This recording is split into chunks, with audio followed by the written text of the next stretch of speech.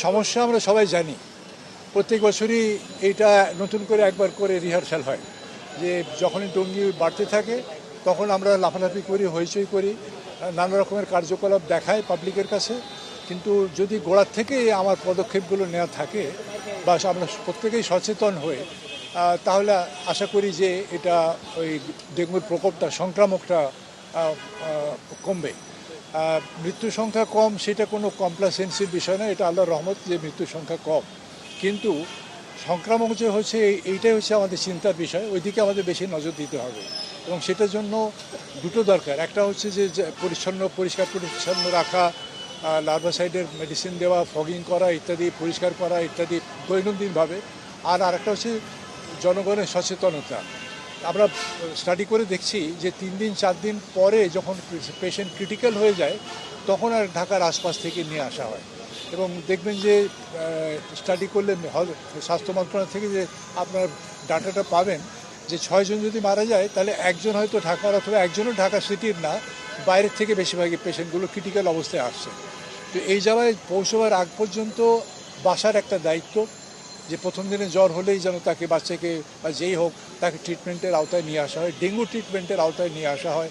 ওই ফ্লুয়েঞ্জা, হালকা একটু জ্বর, ঠান্ডা লেগেছে এগুলো বলে যেন আমরা এই ডেঙ্গুর সময়, ডেঙ্গুর সিজনে এগুলো যেন আমরা নেগলেক্ট না করি বা হালকাভাবে না নিই। হালকা একটু জ্বর হলে আমরা যেন ডাক্তারের কাছে, ডেঙ্গু ডাক্তারের কাছে নিয়ে যাই।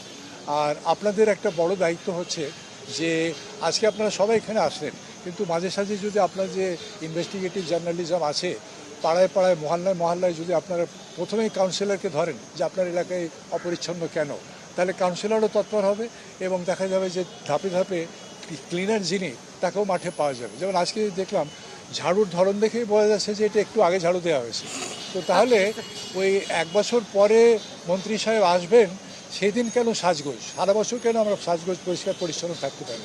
এই কালচারটা দূর করতে হবে, এই কালচারটা দূর করতে হবে। হ্যাঁ, পদক্ষেপ আছে। তাহলে বলবো যে তুমি তাহলে বলবো যে তুমি অনেক আউটডেটেড হয়ে আছো। গতকালকে 12টা মতো টিম করা হয়েছে। তুমি কোন কাগজে, কোন কাগজে, কোন পত্রিকা? হ্যাঁ, RTV। না না না, শোনো কথা শোনো, RTVর কাছ থেকে আমি এত আউটডেটেড কোয়েশ্চেন আশা করিনি আর কি। RTVর সঙ্গে রাখো রাখো রাখো রাখো। অলরেডি পরশুদিন 12টা টিম করা হয়েছে। প্রত্যেকটি টিমে 4 জন 5 জন করে আসে। তারা প্রত্যেকটি আইটেম, অনেকেই যেন যেগুলো দেখার বিষয় তারা সারা শহরে দেখে বেড়াচ্ছেন। নারায়ণগঞ্জ, গাজীপুর, সাভার আশেপাশে এদিকে, আর ওদিকে চট্টগ্রাম, তার আশেপাশে যেসব জায়গায় তোমার ডেঙ্গু প্রবণ, সেই সব জায়গাতে এই টিম করা হয়েছে। অলরেডি তারা গত পরশু থেকে কাজ করছে। পেপারেও আসছে, প্রিন্ট মিডিয়াতেও আসছে।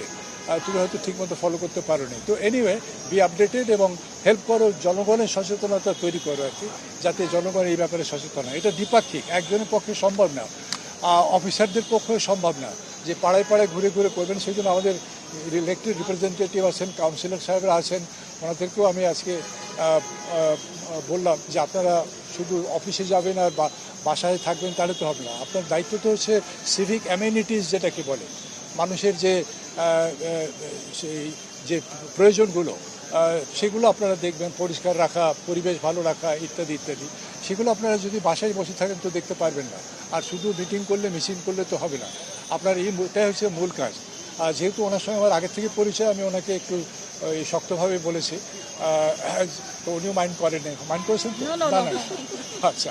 তো সুতরাং সবাইকে একসঙ্গে কাজ করতে হবে।